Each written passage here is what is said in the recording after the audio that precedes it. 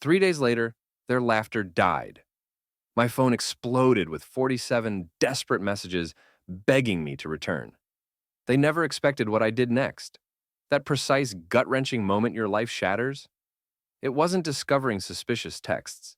It was seeing Eleanor, my wife of 5 years, high-fiving her brother Autumn through our frosted living room window, while I stood outside in a 15-degree blizzard, begging to be let into my own damn house. I'm Atlas, 33M. The first 2 years of our marriage were good. Then, 18 months ago, her parents needed a place for a couple of weeks. Soon after, her brother Autumn, 27M, joined them. Our three-bedroom house became a five-adult pressure cooker, and I, somehow, became the outsider. Eleanor dismissed my concerns with tears and accusations that I didn't love her family. So I retreated, taking extra shifts just for peace. Last Thursday, a monster blizzard hit. Stay home or die, the weather people warned. My shift ended at 11 p.m. The drive, usually 20 minutes, took an hour of battling treacherous roads. I finally pulled up, exhausted, to see all our house lights blazing. Trudging through knee-deep snow, I reached the front door. My key wouldn't turn. Right house, right key. I knocked, louder. Movement. The porch light flickered on, and I saw Eleanor. Relief washed over me, then vanished. Her expression wasn't concern, it was amusement. I motioned for her to open the door. She shook her head, a tiny, infuriating smile on her lips. Confused, shivering, I called her. She picked up, silent except for muffled laughter in the background. Ellie? I stammered, teeth chattering. The door's locked. My key isn't working. Can you let me in? It's freezing. Her voice was strangely casual. Yeah, about that, Atlas, she said, and I could hear the smirk. We changed the locks today. My blood turned to ice. You what? Why, without telling me? The background laughter grew. Autumn. Oh, Autumn thought it would be funny, she chirped. I stared at her silhouette, waiting for the punchline. There wasn't one. Eleanor, I pleaded, it's -15. Let me in. Autumn's grinning face appeared beside hers, beer in hand. Sorry, bro, he drawled, loud enough to hear through the glass. No losers allowed tonight. House meeting, family only. Family only. I looked at Eleanor, desperate for her to intervene. Instead, she laughed. A genuine, unrestrained laugh. Her parents appeared behind them, smirking. Her dad raising his wine glass in a mock toast. My world shattered. Eleanor, I said, my voice shaking from cold and rage. This isn't funny. Open the door. Now, she suggested with chilling nonchalance. Maybe you should go stay with one of your friends. We're having a family meeting about the house situation. I shot back, I am family. I'm your husband, and this is my house too. That's when Autumn leaned closer to the window, his breath fogging the glass, and uttered the words, I'll never forget. Freeze to death, worthless idiot. Eleanor didn't defend me. She didn't look embarrassed. She nodded along and laughed. Then, she actually high-fived him. The ultimate betrayal, sealed with a celebratory gesture. My carefully constructed life, our vows, everything evaporated in that one soul-crushing moment. For about 30 more seconds, which stretched into an eternity of icy torment, I just stood there, a human statue carved from disbelief and rapidly numbing flesh. The wind shrieked in my ears, a mocking banshee chorus to their laughter, which still echoed faintly from behind the cursed window. My phone, clutched in a hand I could no longer feel, blinked a desperate 2% battery warning. My car, a trusty old beast, was running dangerously low on gas, a fact that suddenly loomed with terrifying significance in the face of this apocalyptic blizzard. Each snowflake that landed on my already frozen lashes felt like a tiny shard of glass. Freeze to death, worthless idiot. Autumn's words, Eleanor's laughing agreement, her high five. The images replayed, a grotesque, repeating loop in my fragmenting mind. Something inside me didn't just break, it snapped. A vital chord, thrumming with years of forced compromise, swallowed pride. And the desperate, clinging hope that things would somehow get better finally gave way with a deafening internal silence. Or maybe, just maybe, it finally fixed itself, like a bone grotesquely misaligned for years, finally being wrenched back into its correct, albeit agonizing position. There was no more room for negotiation, no space for understanding their jokes. There was only the stark, brutal clarity of utter betrayal. I didn't yell. I didn't pound on the door like a madman, though every fiber of my being screamed for some kind of violent release. What was the point? They were reveling in my despair, feeding off my humiliation. Giving them more of a show felt like another layer of defeat. So, with a calmness that felt alien, almost out of body, I simply turned around. Each step back to my car, through that deepening snow, was a monumental act of will. The pristine white was already trying to reclaim the path I'd forged, as if to erase my brief, pathetic plea for entry. The engine sputtered in protest when I turned the key, then reluctantly caught a small, coughing miracle in the frozen hellscape. I put the car in reverse, the tires spinning uselessly for a moment before finding purchase. I didn't look back. I couldn't. Seeing their triumphant faces pressed against the glass one more time might have actually killed me. My phone officially died before I even cleared our street, plunging me into an even more profound isolation.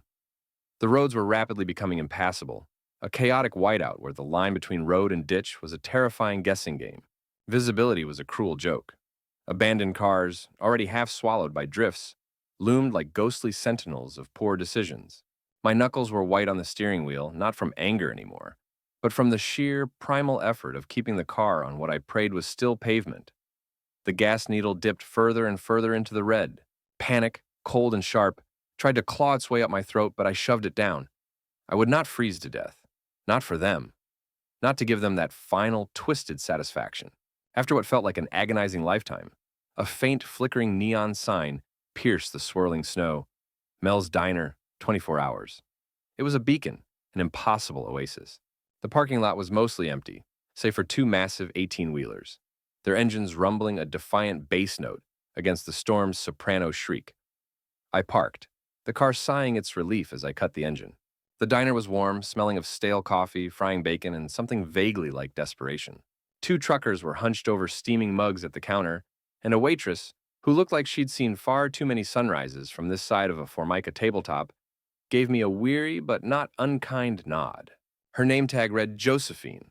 I slid into a corner booth, the cracked vinyl cold against my still-frozen backside. Coffee black, I managed, my voice raspy. Josephine, a true MVP of the graveyard shift, just nodded and soon returned with a steaming mug that felt like life itself in my cupped hands.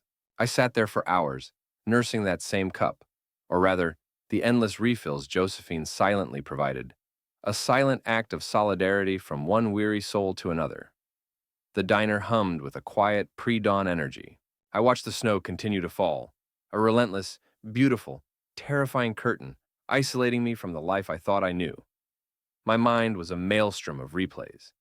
Eleanor's laugh, Autumn's sneer, the casual cruelty. But beneath the rage, a strange, cold calm was beginning to settle. The calm of someone who has lost everything and, in doing so, has nothing left to fear. As the first gray, grudging light of dawn began to paint the sky, I knew I couldn't stay suspended in this coffee-fueled limbo forever. I needed a plan. I needed help. Using the diner's ancient, grease-stained payphone, a relic from another era that suddenly felt like a lifeline, I called my buddy Brandon. We hadn't hung out much since Eleanor's family had staged their hostile takeover of my life. They'd never liked him, not since he'd dared to call them out for monopolizing every single conversation at my birthday dinner the previous year, his blunt honesty earning him their eternal, unspoken disdain. Brandon didn't ask questions when he heard my voice, didn't need explanations. There was just a beat of silence, then, "Dude, come over, door's unlocked. I'll make breakfast." True friendship, I realized with a pang, was a rare and precious thing. Something I hadn't valued nearly enough. Something Eleanor and her clan wouldn't recognize if it bit them. Brandon's apartment, usually a chaotic testament to bachelorhood, felt like a five-star sanctuary. He didn't pry, didn't push for details I wasn't ready to give. He just made coffee that could strip paint, offered me his couch, a worn-out band t-shirt, and the kind of quiet, unwavering support that spoke volumes more than any platitude could. For 3 days, I existed in that cocoon of borrowed clothes and silent solidarity. 3 days off the grid, the world outside Brandon's walls ceasing to exist. I needed that time, that sterile disconnect, to let the raw, gaping wound of Eleanor's betrayal begin to scar over, even if the scar tissue felt ugly and tight. The first critical step I took on day one, fueled by a potent cocktail of residual adrenaline and Brandon's surprisingly pragmatic advice, was to sever the digital leash. I bought a cheap burner phone and a new SIM card. My old phone, the one currently holding a charge equivalent to a lightning bug's flicker, remained off, tucked away in my borrowed backpack. I wasn't ready to face the inevitable barrage of messages yet, but I knew, with a chilling certainty, that keeping it as a record would be crucial. My charger, like everything else I owned, was back in that house, a house that no longer felt like mine. The second step, later that afternoon, was far more brutal. Brandon drove me to our bank. My bank, or what I thought was our bank. My hands were slick with a cold sweat as I logged into the joint account online, Brandon hovering nearby, a silent, steadying presence. The numbers that flashed onto the screen made my breath catch in my throat. 37 odd 12, that was it. From an account that last I'd checked a couple of months prior, before Autumn's arrival had completely upended my access to our shared finances, had held over $8,000. Savings I'd painstakingly accumulated, overtime pay I'd bled for. My heart hammered against my ribs, a frantic, trapped bird. "Check the transaction history," Brandon murmured, his voice low, his hand briefly gripping my shoulder. I clicked, my fingers fumbling. And there it was. A systematic, cold-blooded plunder. Eleanor, my loving wife, had been siphoning money, hundreds at a time, sometimes thousands, into an account I didn't recognize, an account with a name that meant nothing to me. The transfer started small, around the time her parents moved in, then escalated sharply after Autumn arrived. A slow, methodical bleed-out of our shared future. Nearly 7,800 gone, vanished, stolen. Not by a stranger, but by the woman who slept beside me, the woman who'd laughed as I froze. The betrayal wasn't just emotional, it was a calculated financial evisceration. I felt a wave of nausea so intense, I had to grip the edge of the desk to steady myself. She hadn't just locked me out. She'd been robbing me blind for months, all while smiling to my face. All while her family slowly colonized my life. The sheer audacity of it, the depth of the deceit, was breathtaking. It was a level of calculated cruelty I couldn't have comprehended even hours before. "The safety deposit box," I choked out, the words tasting like ash. "I need to check it." Thankfully, years ago, with a foresight I didn't know I possessed, I'd stashed our truly important documents, birth certificates, car titles, a few sentimental family heirlooms from my side, in a safety deposit box under both, our names but requiring 2 keys. A small mercy, as her parents' arrival had slowly eroded my access to everything else. Brandon waited patiently while a stone-faced bank employee, who'd clearly seen her share of domestic dramas unfold across polished mahogany, escorted me to the vault. My hands trembled as I inserted my key. The box slid out. Everything was there, untouched. A small, cold island of security in a raging sea of deceit. I gathered everything, stuffing the manila envelopes into my borrowed backpack, a tiny, pathetic reclamation of what was undeniably mine. That evening, back at Brandon's, the initial shock began to morph into a cold, hard rage. A rage that was terrifyingly clear, focused. "She planned this, Brandon," I said, pacing his small living room. "This wasn't just a prank gone wrong. The locks, the money, and this was an execution." He just nodded, letting me vent, offering quiet affirmations. He understood. He'd seen glimpses of Eleanor's manipulative streak before, the way she could turn on the tears to get her way, the subtle ways her family had always undermined me. He'd tried to warn me in his own blunt way, but I hadn't listened, blinded by love or perhaps by a desperate need for the illusion of a happy family. The second day, I forced myself to go to work. Not for the money, though God knew I needed it now more than ever, but for a semblance of normalcy, a tether to the person I was before my life imploded. I spoke to my manager, Thomas, in HR, not to garner sympathy, but to put them on alert, to ensure Eleanor or her charming family couldn't try to sabotage my career out of spite. Thomas was surprisingly, profoundly understanding. It turned out his own sister had endured a nightmarishly similar ordeal with her ex-husband, a story involving financial ruin and a family that chose sides with brutal efficiency. He not only offered his support, but also discreetly arranged for building security to keep an eye out, just in case they decided to pay me a visit. He even slipped me the card of a financial advisor he knew, someone who specialized in acrimonious separations. That consultation, later that day, wasn't cheap, but the pragmatic advice on separating finances, freezing what little credit I had left, and protecting myself legally was worth every damn penny. It was the first proactive step I'd taken, the first feeling of regaining a minuscule fraction of control.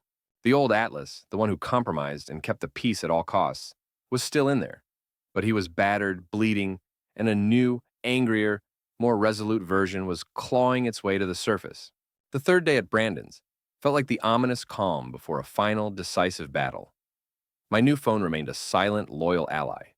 My old one, however, was a ticking time bomb of their desperation. With a steadying breath, after letting it charge for what felt like an eternity, I finally powered it on. The digital assault was immediate. 47 missed calls and a flood of messages. It was a grotesque symphony of manipulation. Eleanor's initial texts from Friday morning were dripping with indignant fury. She called me immature, ridiculous, demanding I stop my charade because her parents were appalled. Autumn, ever the charmer, chimed in that he was just joking and that I was stressing everyone out with my drama. Even her mother, Patricia, sent a condescending message about my childish behavior and how Eleanor was very upset. The audacity was stunning. They clearly believed they still held all the cards. But as Friday wore on, the tone began to curdle. Annoyance bled into a feigned concern. Eleanor texted asking where I was, claiming she was starting to worry. She'd even called Brandon. By Saturday morning, the carefully constructed indignation had shattered into outright panic. Her messages became frantic pleas.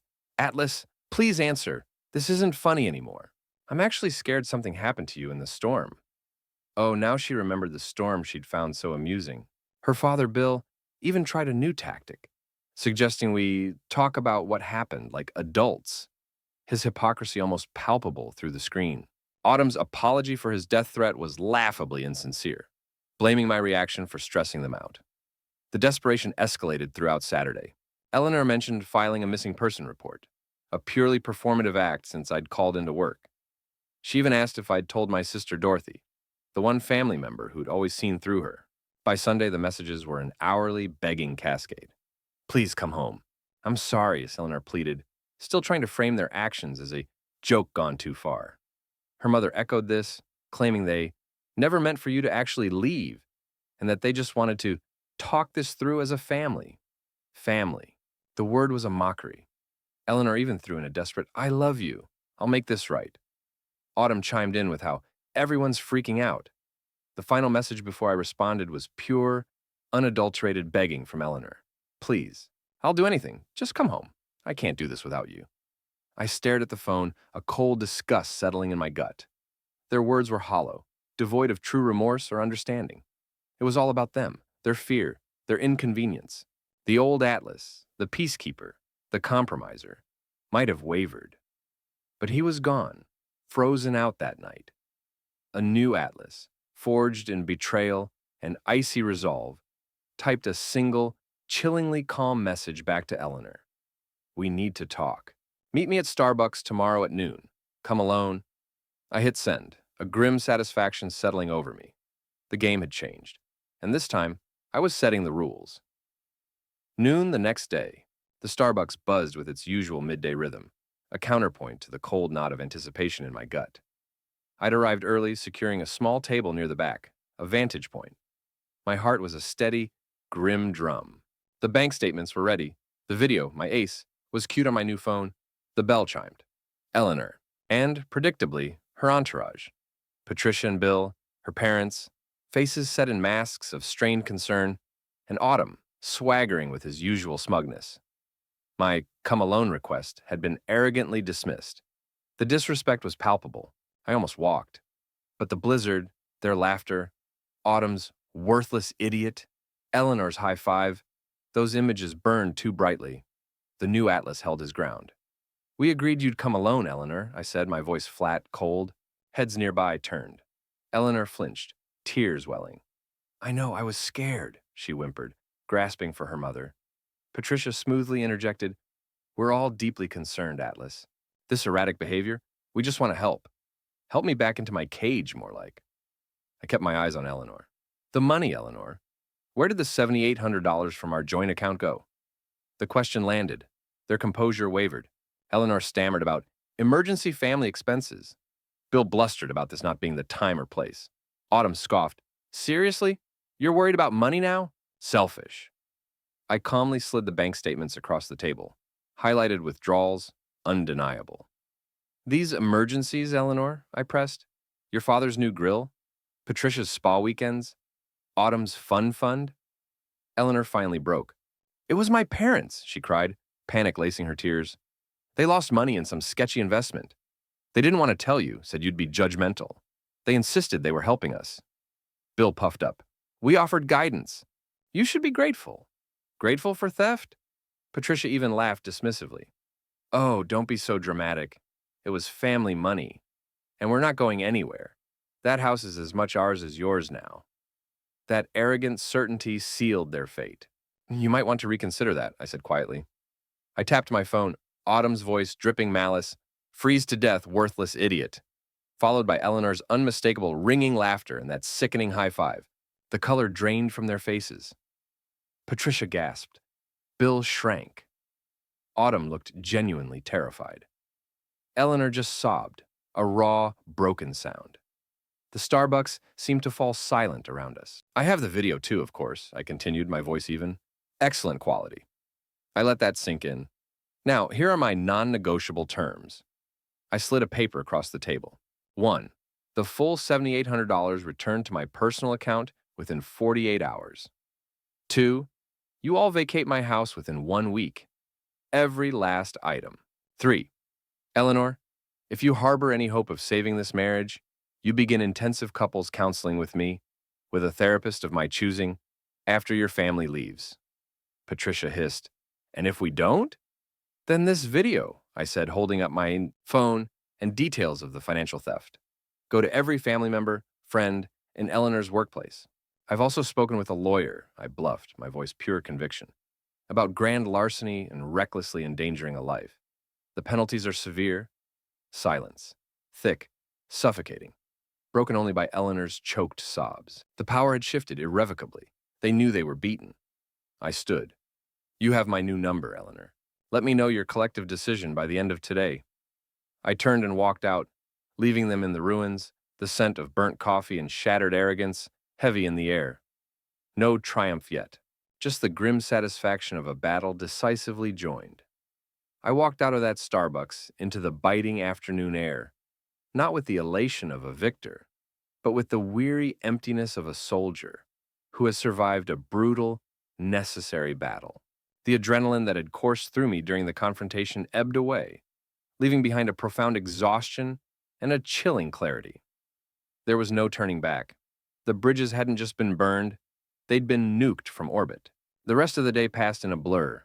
I went back to Brandon's, mumbled some incoherent version of events, and then just sat, staring out the window, the city lights blurring into meaningless streaks. Sleep was a distant, unattainable shore. Every creak of the building, every distant siren, made me jump, half expecting Eleanor or her unholy trinity of enablers to appear, to try some new tactic, some fresh assault. The ultimatum hung heavy in the air, a silent, ticking clock. Would they comply? Would Eleanor finally choose something other than her parasitic family? Or would they call my bluff, forcing me to unleash the full extent of the evidence I held?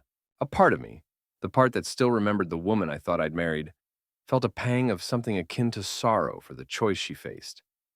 But it was a faint, dying ember, quickly smothered by the fresh, vivid memories of their cruelty. The next morning arrived too quickly, gray and unforgiving. I hadn't slept. My new phone, which had remained ominously silent since my last text to Eleanor, felt like a lead weight in my pocket. With trembling fingers, and Brandon hovering nearby with a mug of coffee he probably knew I wouldn't touch, I accessed my bank account online. My breath hitched. There it was, a new deposit. $7,800. Every single stolen cent returned. A wave of something cold and sharp, almost painful, washed through me. It wasn't joy, it was grim validation. The first demand had been met. The video, my unspoken threat, had worked its silent, terrifying magic. Minutes later, as if choreographed, my phone buzzed. A text message. From Eleanor. My heart gave a strange, conflicted lurch. I opened it, my eyes scanning the words, with a detached curiosity. The money's there, it read. They'll be out by Friday. All of them. Can we please talk? Privately this time? There are things I need to say. To explain. I stared at the message for a long time. They were caving. Completely. The immediate threat was neutralized. The parasites would be excised from my home, from my life. A victory of sorts. But her plea to talk, to explain. What more could there possibly be to say? What explanation could ever justify what they'd done? The old Atlas, the one who craved peace and longed for understanding, might have felt a flicker of hope, but he was gone. The man reading that text, the man whose life had been irrevocably altered by betrayal and a blizzard, felt only a vast, echoing emptiness where his love for her used to reside. I hadn't responded yet. The war for my sanity had been won, but the landscape of my future remained a stark, uncertain terrain. And for the first time, the path forward was mine, and mine alone, to choose.